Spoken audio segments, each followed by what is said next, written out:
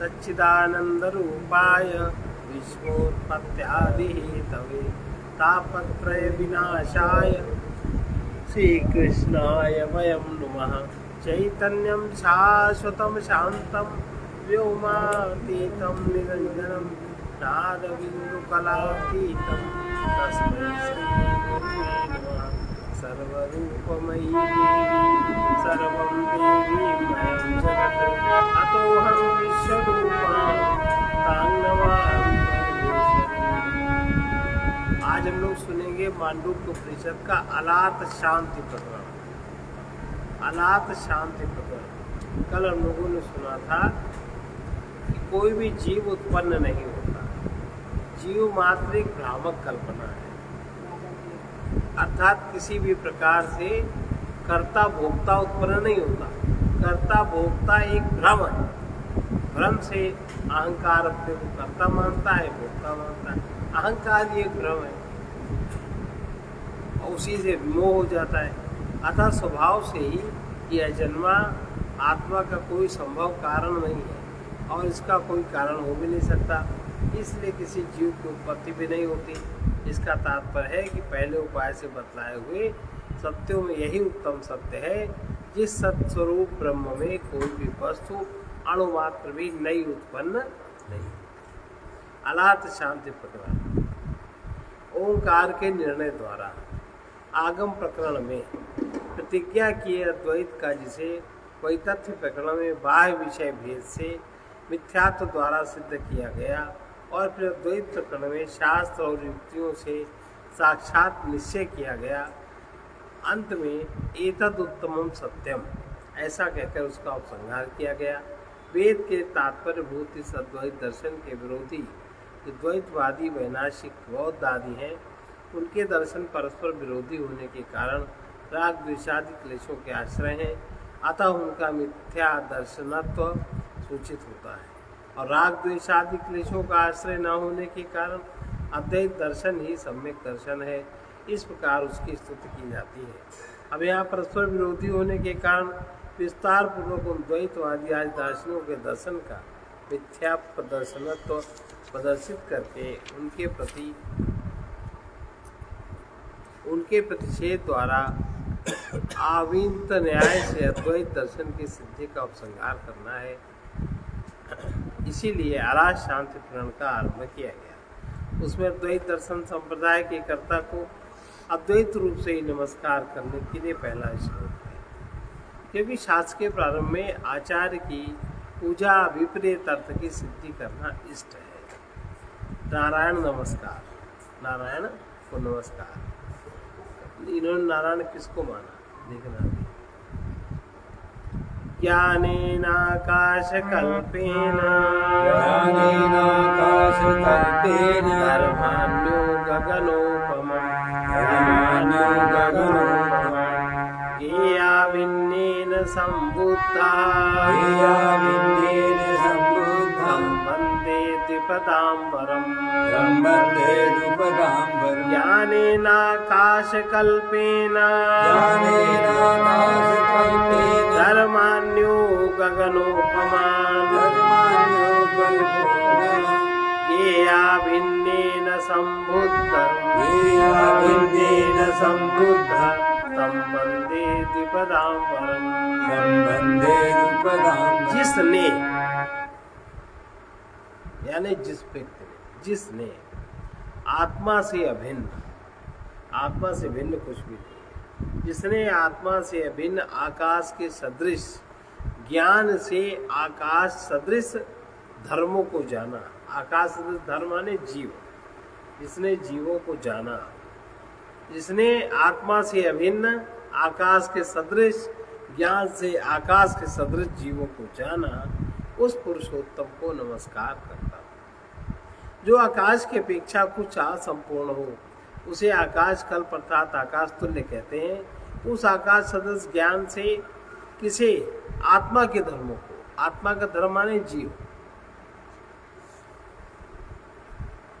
ज्ञान आत्मा के धर्मों को किस प्रकार से, धर्मों को गगनोपम, धर्मों को गगन माने आकाश की उपमा हो उसे गगनोपम कहते हैं। ऐसे आत्मा के धर्मों को ज्ञान का फिर विश्लेषण देते हैं। अग्नि से उष्णता, सूर्य से प्रकाश के समान जो ज्ञान ज्ञेय धर्मों अर्थात आत्माओं से भिन्न है, उस ज्ञेया भिन्न अर्थात ज्ञेय आत्मा के स्वरूप से अव्यतिरिक्त आकाश सदृश ज्ञान से जिसने आकाशोपम धर्मों को सदा ही सम्यक प्रकार जाना है, ऐसा जो नारायण संज्ञक ईश्वर है, उस द्विपदामरम 2 पदों से उपलक्षित पुरुषों में श्रेष्ठ यानी प्रधान पुरुषोत्तम की मैं वंदना अभिवादन करता हूँ। उपदेष्टा को नमस्कार करने की यह प्रतिज्ञा की जाती है। इस प्रकरण में विरुद्ध पक्ष के प्रतिषेध द्वारा ज्ञान, ज्ञेय और ज्ञाता के भेद से रहित परमार्थ दर्शन का प्रतिपादन करना ही अभीष्ट है, इसलिए इसकी प्रतिष्ठा की जाती है। अद्वैत दर्शन की वंदना। अब अद्वैत दर्शन योग को, जो अद्वैत दर्शन योग सर्वश्रेष्ठ है, प्रधान है, उसकी स्तुति के लिए नमस्कार करते हैं। स्पर्श योगो वैनाम सर्वसत्व सुखो हिता अविवादो अविरुद्धश्च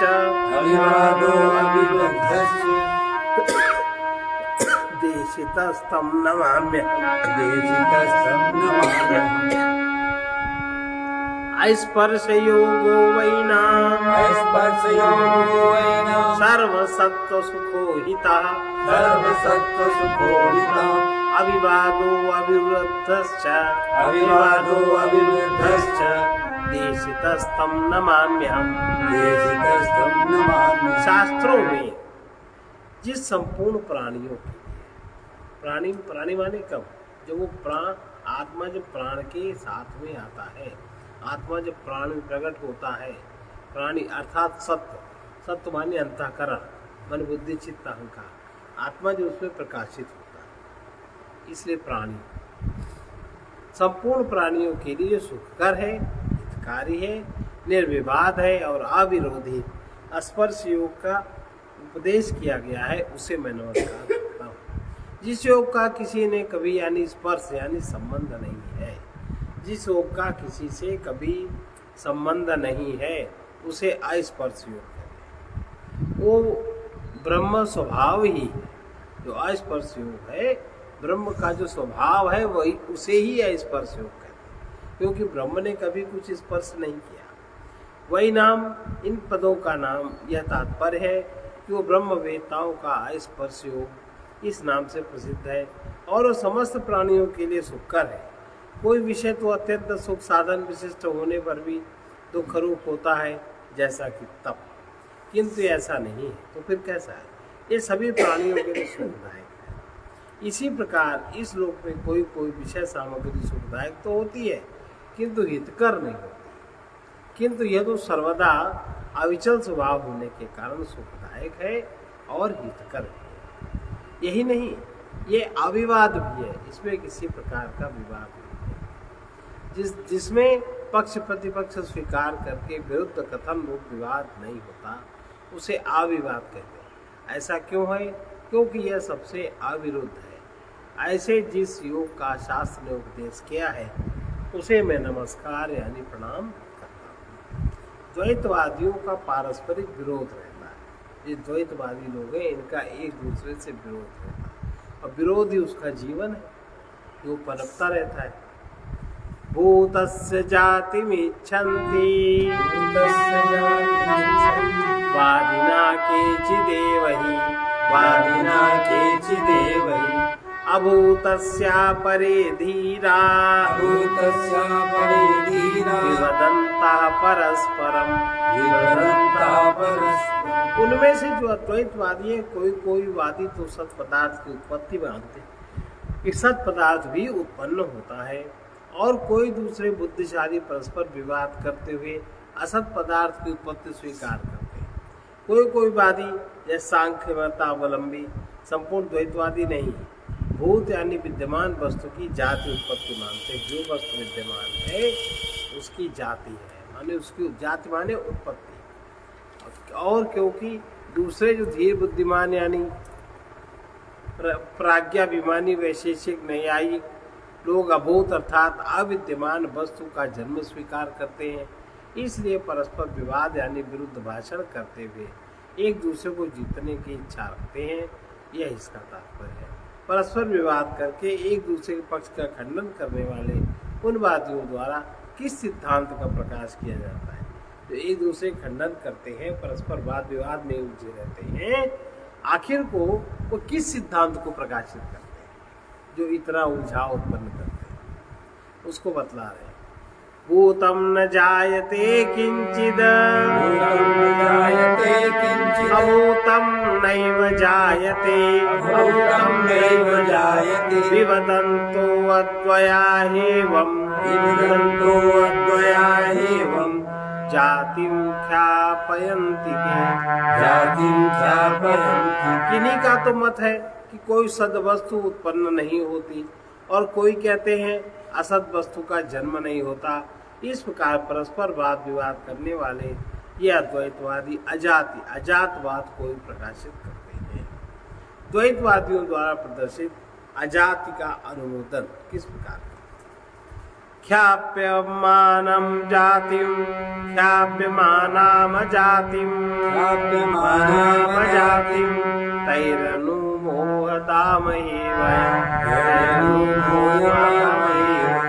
विवदामो न तैः सार्धं विवादं निबोधता। उनके द्वारा प्रकाशित की हुई अजाति का हम भी अनुमोदन करते हैं। अजाति माने कोई वस्तु कभी उत्पन्न नहीं हुई, हम उनसे विवाद नहीं करते।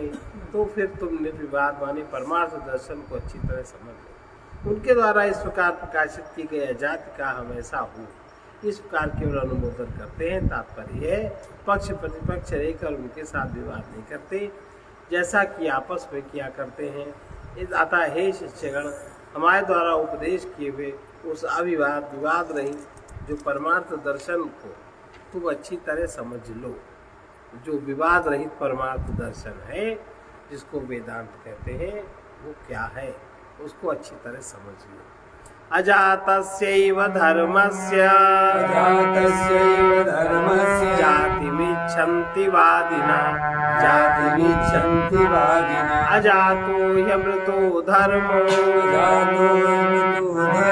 मर्त्यतां कथमेष्यति। अजातस्यैव धर्मस्य जातिमिच्छन्ति वादिनः अजातो ह्यमृतो धर्मो मर्त्यतां कथमेष्यति। ये वादी लोग जो परस्पर वाद विवाद करते हैं, ये वादी लोग वस्तु का ही जन्म होना स्वीकार करते हैं, किंतु जो पदार्थ निश्चय ही अजात और अमृत है, निश्चय जात है जो कभी उत्पन्न नहीं हुआ, वही अमृत है, वो मरणशीलता को भला कैसे प्राप्त हो सकता है? अब जैसे आत्मा, जैसे व्यक्ति का हम, व्यक्ति का जो हूँ भाव है, वो कैसे जाति को प्राप्त हो सकता है? कभी उसका जन्म नहीं होता, वो तो हर जीव में प्रकट ही होता है। सभी सदवादी विपरीत है। इस श्लोक का पहले हम लोग सुन चुके हैं।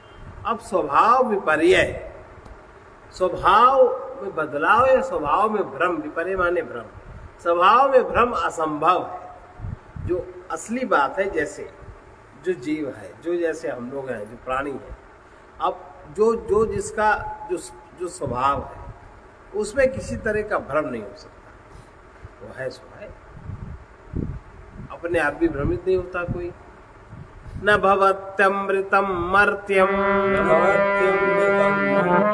मर्त्यम अमृतम तथा प्रकृतिरन्यथा भावो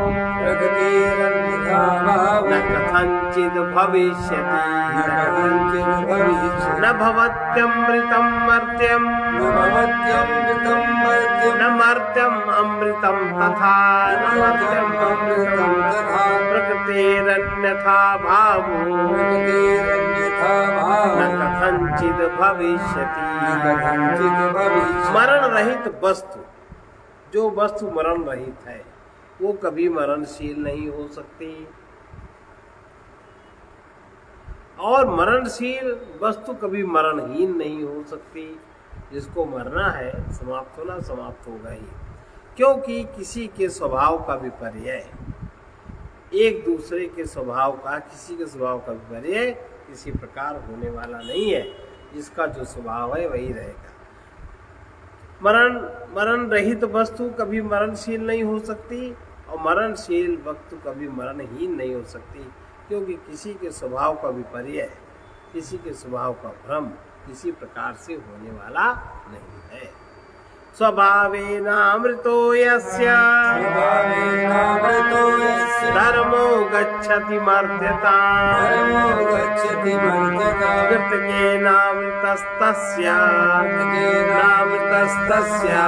कथं स्यात्स्यति निश्चलः स्वभावेनामृतो यस्य धर्मो गच्छति मर्त्यताम् कृतकेनामृतस्तस्य कथं स्थास्यति निश्चलः।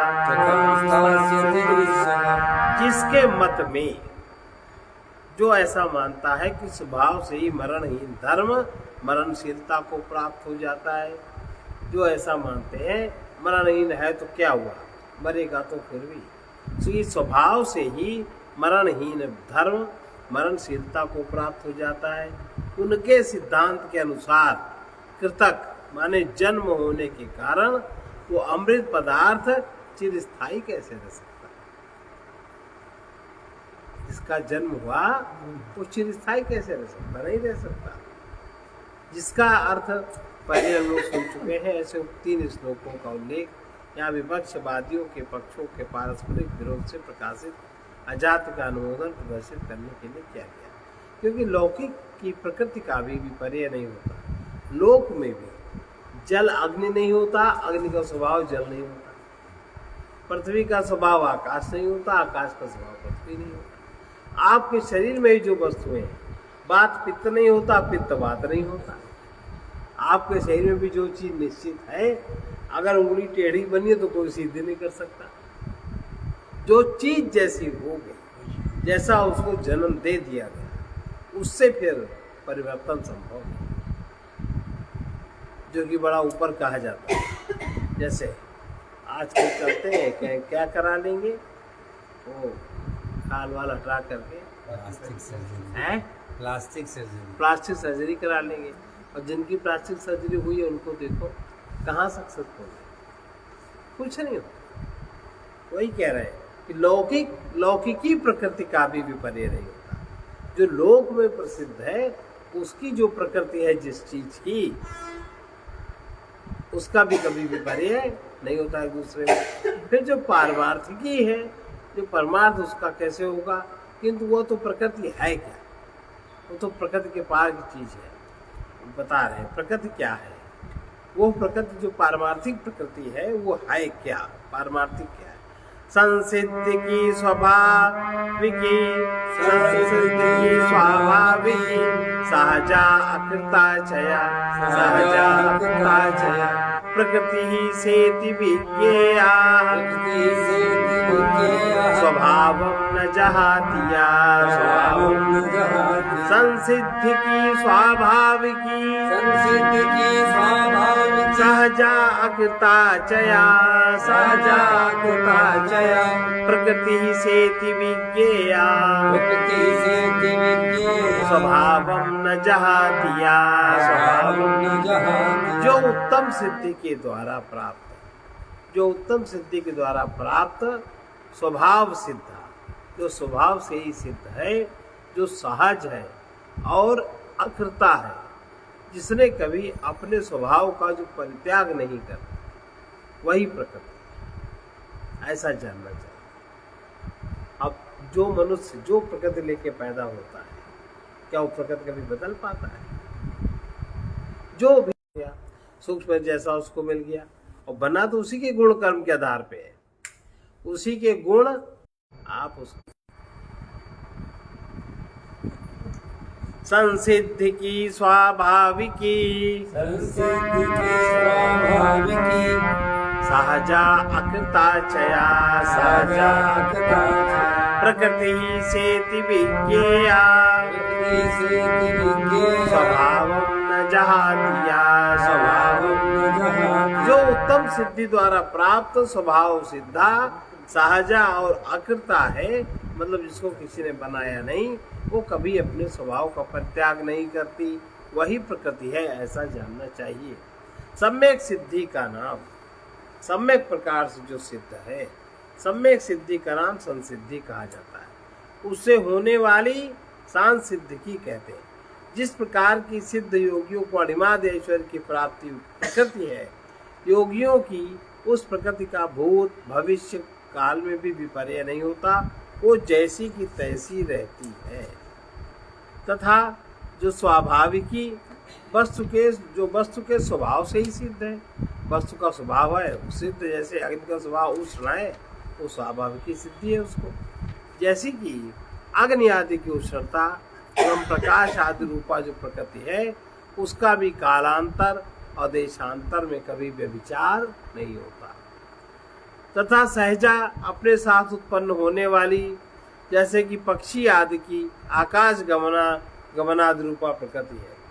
जैसे पक्षी की प्रकृति क्या है, उसको उड़ने की प्रकृति है, उसको नहीं कोई बदल सकता। कुत्ते की प्रकृति ईर्ष्यालु है, आप उसको बदल नहीं सकते। मनुष्य की प्रकृति रजोगुणी तमोगुणी सतोगुणी जैसी, उसको आप बदल नहीं सकते, है ना। गमन आदि रूपा प्रकृति होती है। और भी जो कोई अकृता किसी के द्वारा संपादन नहीं की गई, बनाई नहीं गई है, स्वाभाविक रूप से जिसको जो प्राप्त है अकृता, जैसे जलों की प्रकृति निम्न प्रदेश की ओर जाने की है, जल हमेशा नीचे की ओर बहता है। तथा इसके सिवा अन्य भी जो कोई अपने स्वभाव को नहीं छोड़ता, जो भी पदार्थ है सबके स्वभाव अलग अलग हैं, उन सबको लोक में प्रकृति नाम से जानना चाहिए। मिथ्या कल्पना की हुई लौकिक वस्तुओं में भी उनकी प्रकृति कभी अन्यथा नहीं होती। मिथ्या कल्पना की हुई, जैसे एक आपने हवाई जहाज बनाया और उसमें जो चीज सिद्ध कर दी गई, लगा दी गई कि इसके द्वारा चालोगे, इसके द्वारा बंद होगा, क्या दूसरा चीज उसमें लग सकती है? जो लौकिक सिद्धि नहीं हो सकती। अच्छा, दूसरा बनाओगे, दूसरे में दूसरे प्रकार का लगेगा, होता है ना।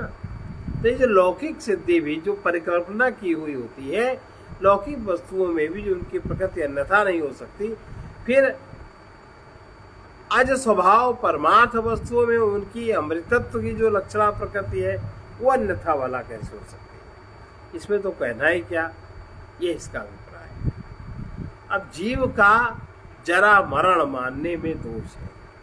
जीव का जरा और मरण जो मानता है वो दोष है, क्योंकि जीव मरता जीता नहीं, शरीर छूटता है, शरीर में आता है, शरीर भाई शरीर में उसके अंतःकरण वगैरह सब है, रिफ्लेक्शन हुआ आत्मा, उसमें जो अहम बन गया वही तो जीव बन गया। तो जीव पैदा थोड़ी ना होता।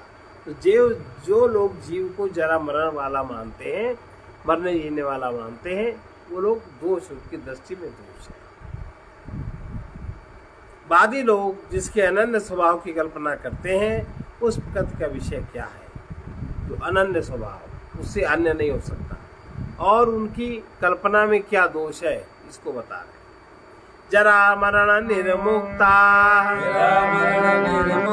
सर्वे धर्म स्वभावतः जरा मरण इच्छन्तः यवन्ते तन्मनीषया। समस्त जीव, समस्त प्राणी स्वभाव से ही जरा मरण से रहित है। न किसी का जन्म होता है, न किसी की मृत्यु होती है। उनके जरा मरण स्वीकार करने वाले लोग इस विचार के कारण ही स्वभाव से च्युत हो जाते हैं। जो उनके जरा मरण को स्वीकार करते हैं, वो अपने इस विचार के कारण ही अपने स्वभाव से अलग हो जाते हैं, ऊपर स्वभाव धारण कर लेते हैं। जरा मरण निर्मुक्ता अर्थात जरा मरण आदि संपूर्ण विकारों से रहित हैं। कौन?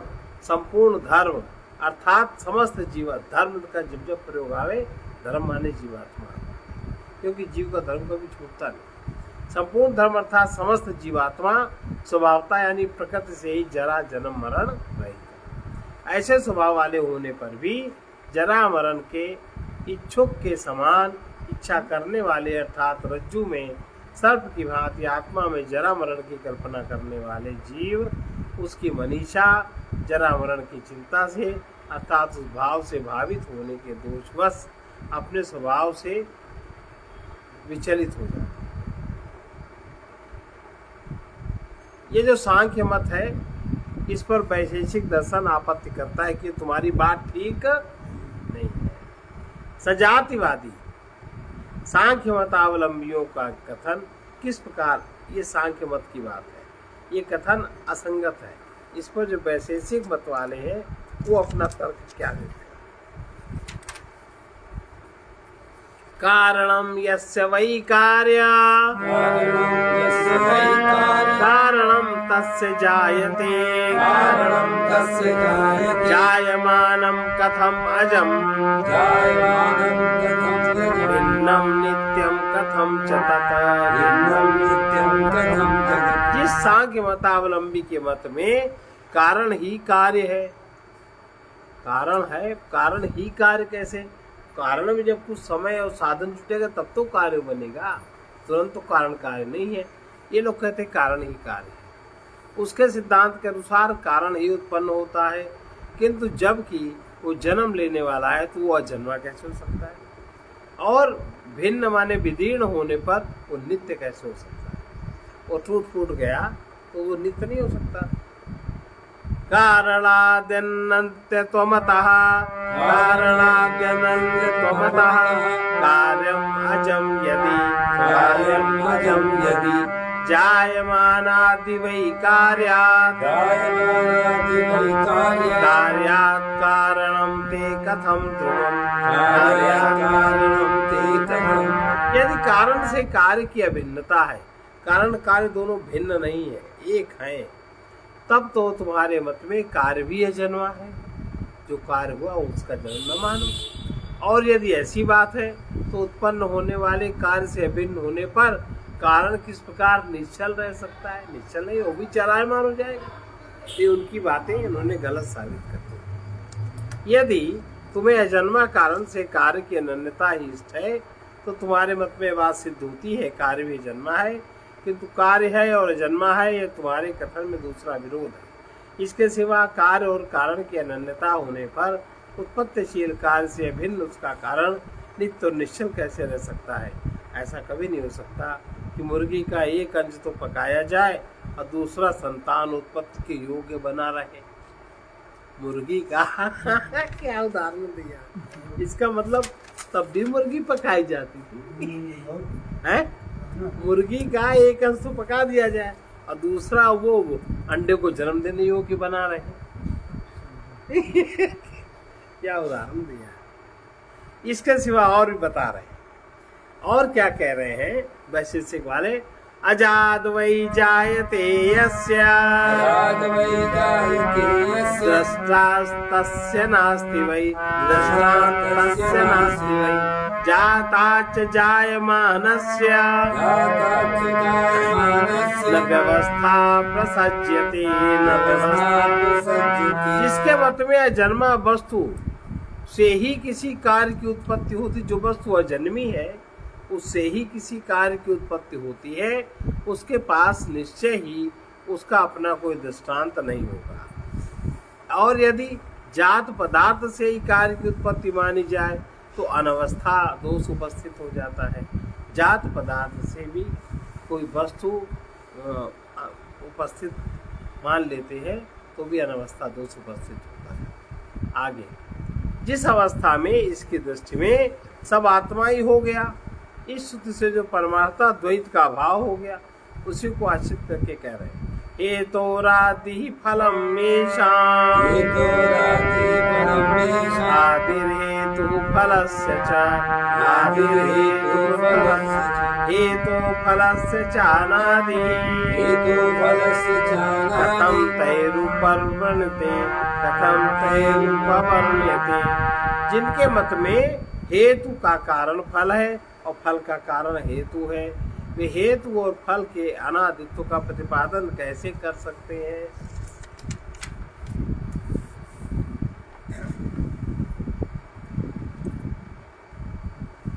वे किस प्रकार विरुद्ध मत को मानते हैं। सांख्य वाले उन्हीं अपने ही विरुद्ध मत को उनकी मान्यता क्या है। हेतोरादि फलम मेषाम आदिर्हेतु फलस्य च तथा जन्म भवेत् तेषां पुत्रात् जन्म पितुर्यथा पुत्रात् जन्म पितुर्यथा। ये कहते हैं जिसके मत में हेतु का कारण फल है, माने कारण का कारण फल है, कारण का कारण फल है। जिसके मत में तो फल का कारण हेतु है, फल का कारण भी कारण है। उनकी मानी हुई उत्पत्ति ऐसी ही है जैसे पुत्र से पिता का जन्म होना जैसे पुत्र से पिता का जन्म होना, उनकी मानी हुई बात तो इस प्रकार की है। हेतु से उत्पन्न होने वाले फल से ही हेतु का जन्म मानने वाले उन लोगों के मत में ऐसा ही विरोध आ जाता है जैसे पुत्र से पिता का जन्म होना। यदि तुम ऐसा मानते हो तो उपयुक्त विरोध मानना उचित नहीं है। संभवे हेतु फलयो रेषितव्य संभवे हेतु फलयो रेषितव्य क्रमशः त्वया युगपत् संभवे यस्मात् संबंधो विषाणवत तुम्हें हेतु और फल की उत्पत्ति में क्रम स्वीकार करना चाहिए। ये क्रम स्वीकार नहीं करते क्योंकि उनके साथ साथ उत्पन्न होने में तो दाएं बाएं सिगों के समान परस्पर कार्य कारण रूप संबंध हो ही नहीं सकता। तो संगे संग उत्पन्न तो क्या कार्य कारण संबंध होगा, उनका किस प्रकार का संबंध नहीं होगा उसको बता रहे। फलाद्युत्पद्यमानः सन् ते हेतु प्रसिद्ध्यति अप्रसिद्धा कथम हेतु फलमुत्पादिष्यति। तुम्हारे मत में यदि हेतु फल से उत्पन्न होता है तो हेतु रूप से सिद्ध नहीं हो सकता, और असिद्ध हेतु फल को उत्पन्न कैसे करेगा। जो हेतु असिद्ध है उससे कोई फल उत्पन्न सिद्ध माने जो हेतु बदला नहीं अपने कार्य में। जन्य अर्थात जो स्वतः प्राप्त नहीं है उस सत्संग के समान असत फल से उत्पन्न होने वाला होने पर तो हेतु ही सिद्ध नहीं होता, अर्थात उसी का जन्म नहीं हो सकता। इस प्रकार सत्संग के समान जिसकी स्वतः उपलब्धि नहीं है वो अप्रसिद्ध हेतु तुम्हारे मत में किस प्रकार फल उत्पन्न कर देगा। एक दूसरे की अपेक्षा से सिद्ध होने वाले सत्संग के समान अर्थात असत पदार्थों का कार्य कारण भाव से अथवा किसी और प्रकार से कभी संबंध नहीं देखा गया, ये इसका अभिप्राय है।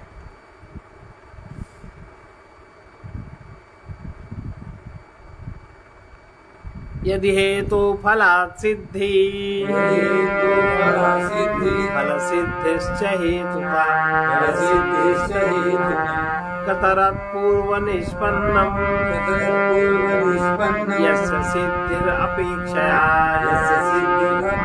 तुम्हारे मत में यदि फल से हेतु की सिद्धि होती है, फल से अगर कारण उत्पन्न होता है तो हेतु से फल की सिद्धि होती है, तो उससे पहले कौन हुआ उसकी अपेक्षा से एक दूसरे का आविर्भाव कैसे माना जाए, अर्थात ये नहीं हो सकता। और ये तुम ऐसा मानते हो तो यह नहीं बताया जा सकता जो तुम बताना चाहते हो। अशक्तिर परिज्ञातम क्रम कोपोऽथवा पुनः एवं ही सर्वथा बुद्धै अजाति परिदीपिका। ये अशक्तिपन होना, असामर्थ्य होना, सामर्थ्य न होना ही अज्ञान है। ये तुम्हारा अज्ञान है कि सामर्थ्य है नहीं और गलत सद बड़ी बड़ी बातें करते हो, अथवा फिर तो इससे उपयुक्त क्रम का भी विपर्य हो जाता है क्योंकि इनके पूर्व परत्व का ज्ञान न होने से इनमें जो पूर्ववर्ती है वो कारण है और जो पीछे होने वाला जो पहले है वो कारण है और जो बाद में होता है वो कार्य है। ऐसा कोई नियम भी नहीं रह सकता। इस प्रकार उन बुद्धिमानों ने सर्वथा अजाति को ही प्रदर्शित किया है।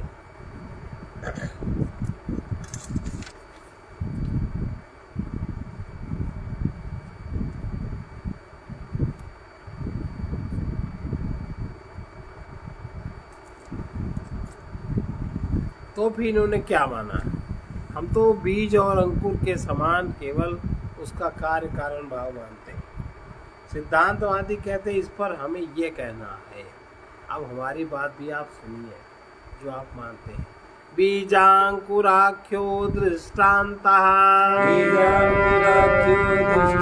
सदा साध्य समोहिसा नहीं साध्य समोहेतु सिद्धौ साध्यस्य युज्यते। बीज अंकुर नाम का जो दृष्टांत है वो तो सदा साध्य के ही समान है, और जो हेतु साध्य के ही सदृश होता है तो साध्य की सिद्धि में उपयोगी नहीं होता। हेतु अगर साध्य के समान हो जाए तो फिर वो उपयोगी उसमें नहीं होता।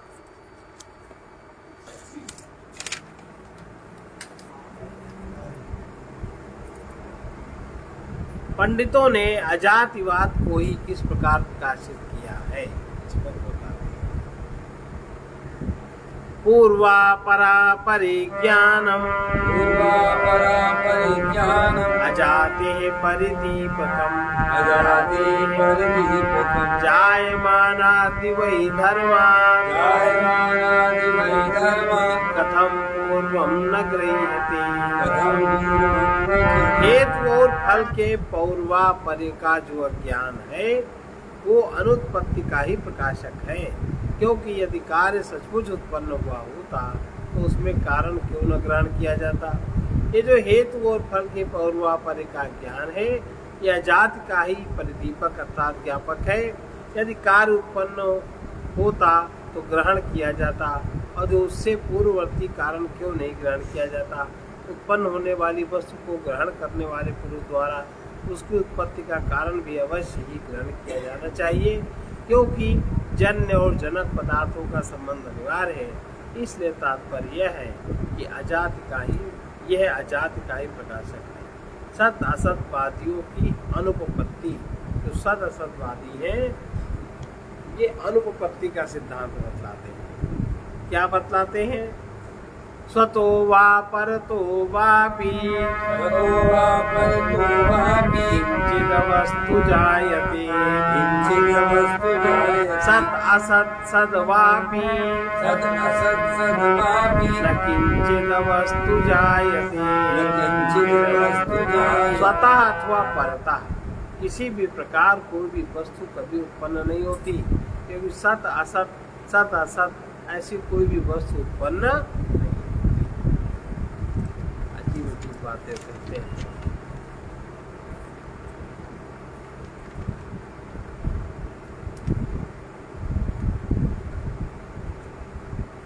हेतु फल का जो अनादित्व है उसकी अनुपत्ति का सूचक है। यही नहीं, हेतु और फल का जो अनादित्व स्वीकार करने वाले तुम्हारे द्वारा तो बलात्कार से हेतु और फल की अनुपत्ति ही स्वीकार कर ली गई है, जबरदस्ती आए नहीं। क्या कहते हैं कि अनादि फल से तो कोई हेतु उत्पन्न नहीं हो सकता, और इसी प्रकार स्वभाव से ही अनादि हेतु से फल की उत्पत्ति नहीं हो सकती, क्योंकि जिस वस्तु का कोई आदि कारण नहीं होता उसका आदि जन्म भी नहीं होता। ये भी इनकी बेकार की बात है।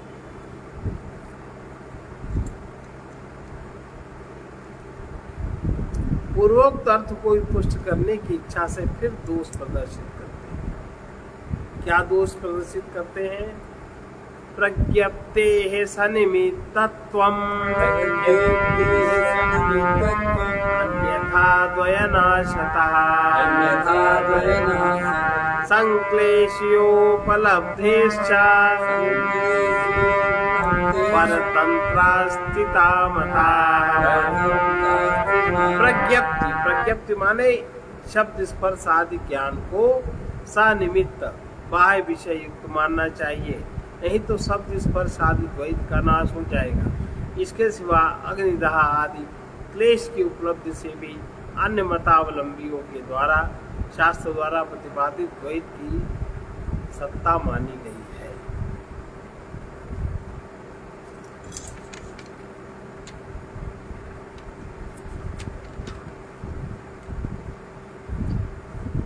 अब जो विज्ञानवाद है बुद्धों का, कोई सिद्धांत का निषेध करता है, एक उसको पुष्ट करता है, एक उसका निषेध करता है।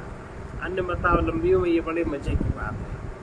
इस विषय में हमारा कथन है क्या, पूर्वोक्त युक्ति के अनुसार तुम प्रकृति का सविषय तो स्वीकार करते हो, परंतु तत्व दृष्टि से हम उस विषय का अविषय तो मानते हैं। ये विज्ञानवादी अब इनसे चलते,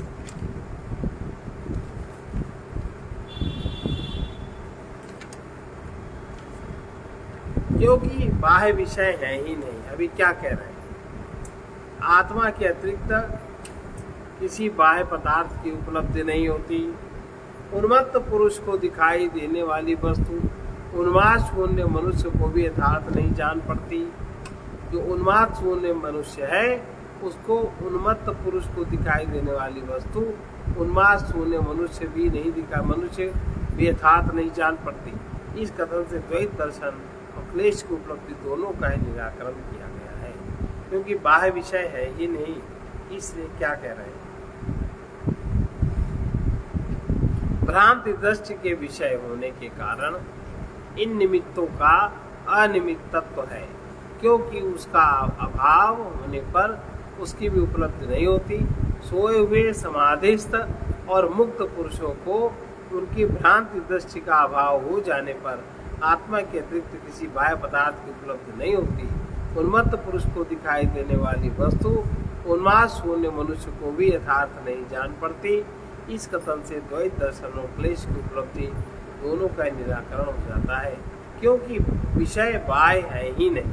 इसलिए कह रहे हैं चित्तम न संस्पृश्यत्यर्थम चित्तम न संस्पृश्यत्यर्थम नार्थाभासं तथैव च नार्थाभासं तथैव च अभूतो हि यतश्चार्थो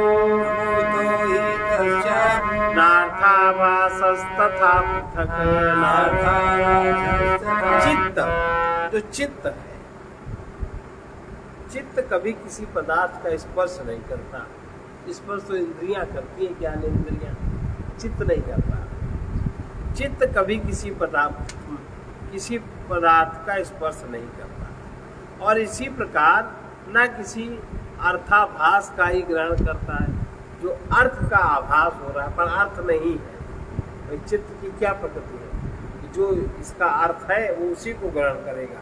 जो अर्थाभास है चित्त में वो बातें नहीं टिकती, चित्त में वो संस्कार नहीं टिकते। ना किसी अर्थाभास का ही ग्रहण करता है, क्योंकि पदार्थ है ही नहीं, इसलिए पदार्थाभास भी उस चित्त से पृथक नहीं है।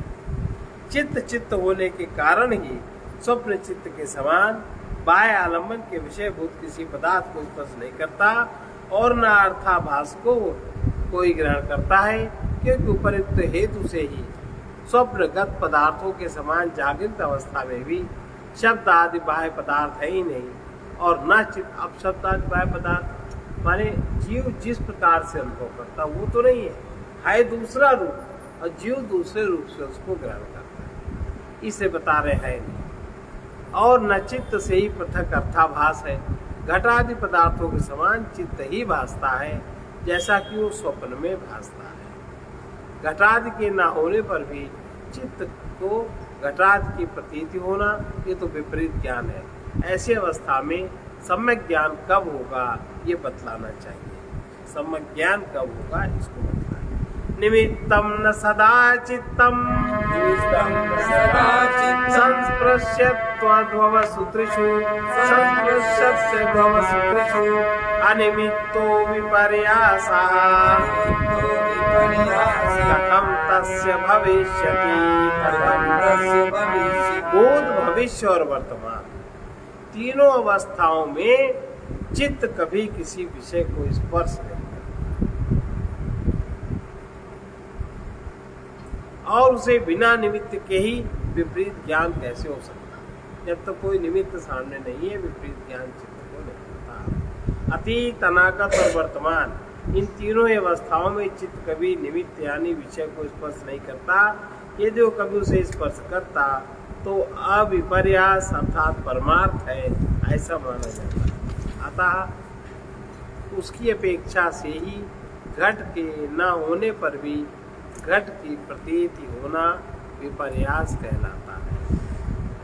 घड़ा सामने है नहीं और आपके मन में आकृति बन गई कि ऐसा घड़ा चाहिए और उसको घट की प्रतीति हो रही कि नहीं, अब ये विपर्यास है, विपर्याभास है।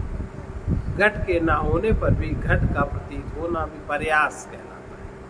किंतु चित्त का पदार्थ के साथ कभी स्पर्श तो है ही नहीं, अतः बिना निमित्त के ही उस चित्त को विपरीत ज्ञान कैसे हो सकता है। तात्पर्य है उसे किसी प्रकार विपरीत ज्ञान है ही नहीं। चित्त का यही स्वभाव है कि घटादि के निमित्त से न होने पर भी उसकी प्रतीति होती रहती। निमित्त नहीं है फिर भी प्रतीत होती, क्योंकि चित्त में संस्कारों का संग्रह है। ये ऐसा कह रहे हैं। इस प्रकार से चित्त भी उत्पन्न नहीं होता और न चित्त का दृश्य उत्पन्न होता है। जो लोग उसका जन्म देखते हैं वे निश्चय आकाश में चरण चिन्ह देखते हैं। इनका अपना ज्ञान इस प्रकार का है। विज्ञानवादी उस चित्त की उत्पत्ति और उसके क्षणिकत्व, दुखित्व, शून्यत्व एवं अनामत्व आदि देखते हैं। उस चित्त से ही जिसका देखना सर्वथा संभव है।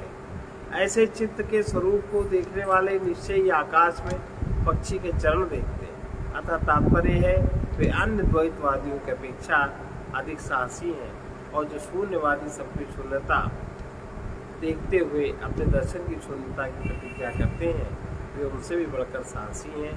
वे आकाश को मुट्ठी में पकड़ना चाहते हैं। अब जितने भी उपक्रम किए हैं इनका सबका उपसंहार एक श्लोक में कर देंगे। पूर्वोक्त हेतुओं से यह सिद्ध हुआ कि यह जन्मा ब्रह्म ही है। ये बात सिद्ध हुई कि केवल जन्मा ब्रह्म ही है, और सब बातें, इन सब बातें हैं बातों का क्या। अब पहले जिसकी प्रतिज्ञा की है, सबसे पहले उस फल का उपसंहार करने के लिए है। अजातम जायते यस्मात् जाति प्रकृतिस्तथा प्रकृतेरन्यथा भावो न कथंचित् भविष्यति। क्योंकि अजन्मा, जो अजन्मा है माने चित्त, उसी का जन्म होता है। माने जो आपका कारण है, कारण सही, जो उसमें संस्कार है, प्रकृति का हिस्सा है। तो जो अजन्मा है उसी का जन्म होता है, इसलिए अजात ही उसका स्वभाव है। उसका स्वभाव है जन्म न होना, और स्वभाव विपरीतता किसी प्रकार नहीं होती। अजात जो ब्रह्म रूप चित्त है वही उत्पन्न होता है, ऐसा वादियों द्वारा कल्पना की जाती है। क्योंकि उस अजात का ही जन्म होता है, इसलिए अजात ही उसका स्वभाव है। इसलिए उस अजात रूप स्वभाव का जन्म रूप विपरीत भाव किसी प्रकार नहीं होगा। आत्मा के संसार और मोक्ष दोनों का ही पारमार्थिक अस्तित्व स्वीकार करने वाले वादियों का पक्ष में एक दूसरा दोष ये आता है, जब अजन्मा है उसका जन्म कैसे, कहने अजन्मा चित्त है, कहीं चित्त का ही जन्म होता है। जब चित्त भी जन्मा उसका जन्म कैसे होता है। अपनी ही बात को करेंगे और अपनी ही बात को काटेंगे। अनादेरंत्वत्वम अनादेरंतवत्वम संसारस्य न सेत्स्यसि संसारस्य न सेत्स्यसि अनंतता चादिमतो अनंतता चादिमतो मोक्षस्य न भविष्यति। अनादि संसार का तो कभी अंतत्व तो सिद्ध नहीं हो सकेगा। ये संसार अनादिकाल से कब से चला आ रहा है, कब तक रहेगा, इसका कोई अंत सिद्ध नहीं हो सकेगा। और साथ ही मोक्ष की कभी अनन्यता नहीं होगी कि सभी को मोक्ष हो जाए, सब एक हो जाए मोक्ष में, ऐसा भी नहीं होगा। अनादि अतीत कोटि से रहित संसार का अंतवत्व अर्थात समाप्त होना युक्ति से सिद्ध नहीं होगा। लोक में कोई भी पदार्थ अनादि होकर अंतवान होता नहीं देखा गया। यदि कहो बीज अंकुर संबंध की निरंतरता का विच्छेद होते देखा गया, तो ऐसा भी कहना ठीक नहीं, क्योंकि बीज अंकुर संतति कोई एक पदार्थ न होने के कारण उसके अनादित्व का निराकरण तो पहले हो गया। इसी प्रकार विज्ञान प्राप्ति के समय होने वाले साधि मोक्ष की अनंतता भी नहीं होती, क्योंकि घटादि जन्य पदार्थों में ऐसा नहीं देखा गया। अगर ऐसा कहते हो घट आदि के नाश के समान अवस्थ रूप होने से मोक्ष में दोष नहीं आ सकता, तो इससे मोक्ष के पारमार्थिक सद्भाव विषय प्रतिज्ञा की हानि होती। इसके सिवा यदि मोक्ष को असद्रूप माना जाए तो सत्संग के समान असत होने के कारण भी उसमें आदिमत्व का अभाव है। अब प्रपंच के असत्यत्व में जो प्रपंच दिखता है, कि जो प्रपंच इतना हम लोगों ने सुना, इसकी असत्यता में कारण क्या है, इसकी असत्यता में कारण क्या है उसको बता रहे हैं। आदावन्ते च यन्नास्ति आदावन्ते च यन्नास्ति वर्तमानेऽपि तत्तथा वर्तमानेऽपि तत्तथा वितथै सदृशाः सन्तु अवितथा इव लक्षिता। जो आदि और अंत में नहीं है, न आदि में है न अंत में है, वो वर्तमान में भी वैसा ही है, माने वर्तमान में भी और नहीं की तरह। ये पदार्थ समूह असत के समान होकर भी सत जैसे दिखाई देते हैं। सप्रयोजनता तेषां स्वप्ने विप्रतिपद्यते तस्माद्यन्तवत्वेन मिथ्यैव खलु ते स्मृता। और जागृत पदार्थों की जो सप्रयोजनता है स्वप्नावस्था में असिद्ध हो जाती है। जागृत में जो हम जिन पदार्थों को अनुभव करते हैं, स्वप्न में ये सारे पदार्थ झूठे हो जाते हैं। अतः आदि अंतयुक्त होने के कारण वे निश्चय ही मिथ्या है, ऐसा जानना चाहिए। वैतथ्य प्रकरण में इन दोनों श्लोकों को कहा जा चुका। या संसार और मोक्ष के अभाव के प्रसंग में उन्हें फिर से पढ़ दिया। सर्वे धर्मामृषा स्वप्ने कायस्यान्त निदर्शनात् संव्रतेऽस्मिन् प्रदेशे वै भूतानां दर्शनं कुतः। जबकि शरीर के भीतर देखे जाने के कारण स्वप्न अवस्था शरीर के भीतर होती है, जबकि शरीर के भीतर देखे जाने के कारण स्वप्न अवस्था में सभी पदार्थ मिथ्या है। शरीर के बाहर कोई जाता नहीं और दिखाई पड़ता है कि वहाँ गए कि वहाँ गए। अगर वहाँ जाके देखो तो कोई इसका प्रमाण नहीं मिलता। तो इस संकुचित स्थान में, छोटे से शरीर में, निरवयव ब्रह्म में ही भूतों का दर्शन कैसे हो सकता है? संपूर्ण भूतों का दर्शन जरा शरीर में कोई कैसे कर सकता है? इन श्लोकों द्वारा निमित्त स्थान विश्यते भूत दर्शनात् इस श्लोक के अर्थ का विस्तार। अब स्वप्न का मिथ्यात्व निरूपण, स्वप्न किस प्रकार से मिथ्या है उसको बता रहे हैं। नयुक्तम दर्शनम गत्वा कालस्य नियमात् गतौ प्रतिबुद्धश्च वै सर्वतः तस्मिन् देशे न विद्यते। देशांतर में जाने में समय लगता है, एक देश से दूसरे जाने में टाइम चाहिए। स्वप्नावस्था में उसका नियम है नहीं, तुमने सोचा नहीं कि पहुंच गए। उसका नियम न होने के कारण स्वप्न के पदार्थों को उनके पास जाकर देखना तो संभव है। इसके सिवा जागने पर भी कोई उस स्वप्नदृष्ट देश में नहीं रहता। मान लो देखा कि हम बम्बई में और जग गए, तो बम्बई में हम कहाँ पाते हैं अपने को? उसी बिस्तर में पाते हैं। जागृति को जो आने जाने के समय प्रमाण सिद्ध देश नियत है, उनका नियम न होने के कारण स्वप्नावस्था में देशांतर में जाना नहीं होता। ये इसका अभिप्राय है। मित्रादयि ससमन्त्रस्य संबुद्धो न प्रपद्यते गृहीतं चापि यत्किञ्चित् गृहीतं चापि यत्किञ्चित् प्रतिबुद्धो न पश्यति। प्रतिबुद्धो न पश्यति। स्वप्नावस्था में किसी मित्र आदि के साथ मंत्रणा कर वो स्वप्नदर्शी पुरुष जागने पर मित्र को वहां नहीं पाता, न मंत्रणा करता है, तथा उसने जो भी स्वप्नावस्था में ग्रहण किया होता है वो जागने पर उसके पास नहीं रहता। स्वप्न मिथ्या किस प्रकार इसको बता रहे हैं। स्वप्न में मित्र आदि के साथ मंत्रणा करके जाग पड़ने पर फिर उसी मंत्रणा को नहीं पाता और उस समय उसने जो कुछ स्वर्ग स्वर्ण आदि ग्रहण किया होता है उसे भी प्राप्त नहीं करता, इसलिए भी स्वप्नावस्था में किसी देशांतर को नहीं जाता। स्वप्ने चा वस्तु कह काया स्वप्ने च वस्तुतः काया पृथगन्यस्य दर्शनात् प्रतिगम्यस्य दर्शनात् यथा कायस्तथा सर्वं यथा कायस्तथा सर्वं चित्तदृश्यम वस्तुकम्। चित्तदृश्यम। स्वप्न में जो शरीर होता है वो शरीर भी अवस्तु है, कोई वस्तु का वो नहीं बना होता, क्योंकि उससे भिन्न एक दूसरा शरीर आपके सैया पर पड़ा हुआ होता है। ऐसा देखा जाता है जैसा वो शरीर है वैसा ही संपूर्ण चित्त दृश्य अवस्तु है।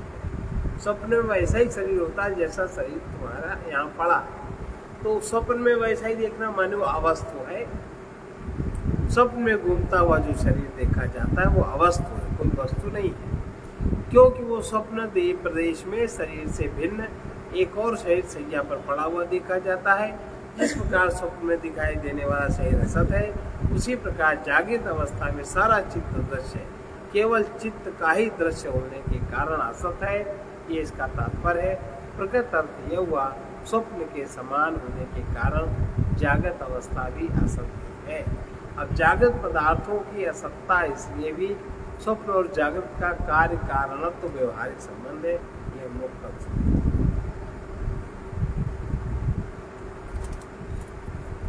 कभी कभी स्वप्न में समस्या हल हो जाती है। हाँ, बार हो जाती है स्वप्न में जो सोचो वो हो जाता है, हैं? पता नहीं क्या क्या हो जाता है।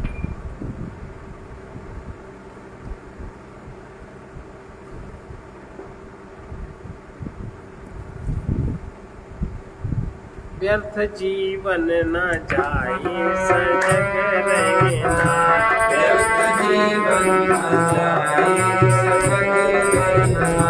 सुख दुख जो भी आए अचल रहना, सुख दुख जो भी आए अचल रहना।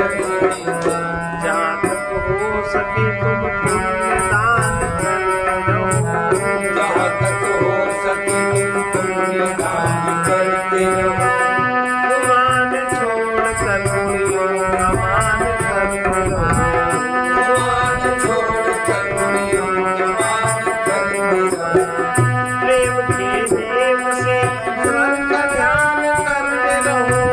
प्रेम के देव से ईश्वर का ध्यान करते रहो। उनकी लीलाओं का सभी मान करते रहो। उनकी लीलाओं का सभी ज्ञान करते रहो। मन को प्रभु में लगाए सजग रहना, मन को प्रभु में लगाए सजग रहना। व्यर्थ जीवन न जाए सजग रहना। व्यर्थ जीवन न जाए सजग रहना। पूरी होगी अवश्य जो चाह सच्ची है, पूरी होगी अवश्य जो की चाह सच्ची है। हार जाएगी नहीं जो की आह सच्ची है। हार जाएगी नहीं जो की आह सच्ची है।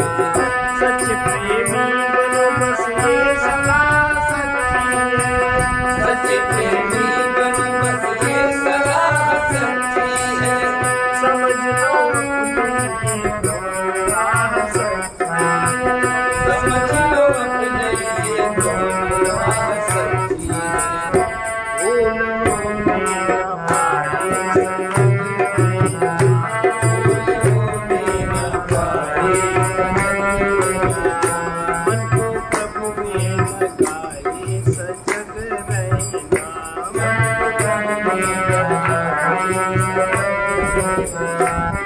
जाना न कहीं सुखों की करूं जाना न कहीं सुखों की करूं त्याग दो उनको जो दुर्वासना त्याग दो उनको जो दुर्वासना भरी मन में देखो सत्यात्मा सब प्राण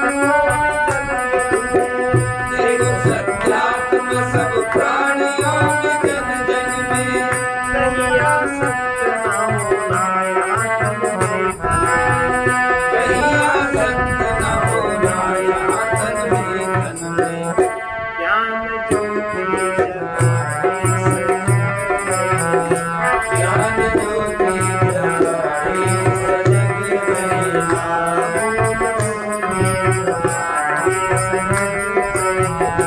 भूल होने न पाए सजग रहिया व्यर्थ जीवन न जाए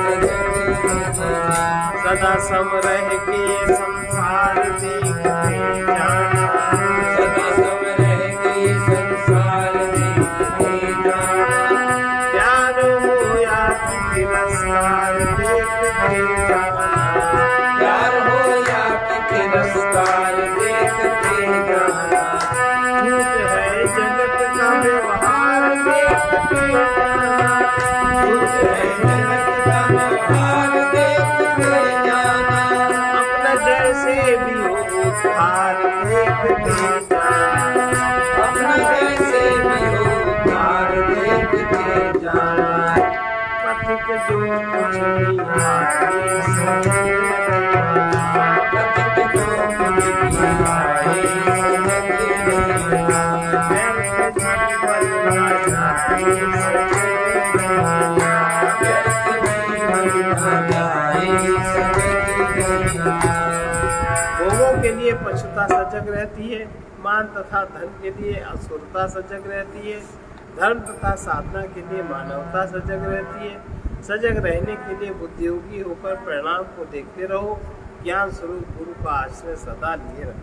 सर्वे भवन्तु सुखिनः, सर्वे सन्तु निरामयाः, सर्वे भद्राणि पश्यन्तु मा कश्चित् दुःखभाग् भवेत्। कृष्णाय वासुदेवाय हरे प्रणतं क्लेशनाशाय गोविन्दाय नमो नमः। वीरमहाविष्णु वीरमहाविष्णु सर्वतोमुखं सर्वतोमुखं नृसिंहं भीषणं भद्रं सिंहं भीषणं भद्रं मृत्युमृत्योर्नमाम्यहम्। मृत्युमृत्योर्नमाम्यहम्। ॐ ह्रौं ह्रूं स्वाहा ॐ ह्रौं ह्रूं स्वाहा ॐ भूर्भुवः स्वाहा ॐ भूर्भुवः स्वाहा ॐ त्र्यम्बकं यजामहे ॐ त्र्यम्बकं यजामहे पुष्टिवर्धनं सुगन्धिं ॐ स्वाहा ॐ त्र्यम्बकं यजामहे सुगन्धिं पुष्टिवर्धनं सुगन्धिं पुष्टिवर्धनम् उर्वारुकमिव बन्धनात् उर्वारुकमिव बन्धनात् मृत्योर्मुक्षीयमामृता मृत्योर्मुक्षीयमामृता ॐ स्वः ॐ भुवः भूः ॐ स्वाहा ॐ भुवः भूः ॐ सः जूरौ ॐ साजुं भूः असतो मा सवितमे तमसो मा ज्योतिर्गमय मृत्योर्मामृतं गमय ॐ पूर्णमदः पूर्णमिदं पूर्णात् पूर्णमुदच्यते पूर्णस्य पूर्णमादाय पूर्णमेवावशिष्यते। ॐ शान्ति शान्ति शान्तिः।